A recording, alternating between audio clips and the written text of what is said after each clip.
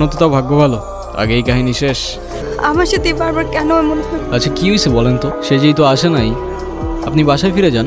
না, আমি আর ওই বাসায় ফিরতে পারবো না। ঠিক বুঝতে পারলাম না। মা বাবা হারানোর পর আমি আমার মামা বাড়িতেই।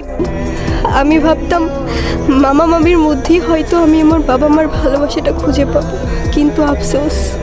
কিরে এত দেরি হলো যে? জায়গা যাও, বেতন দিছে না?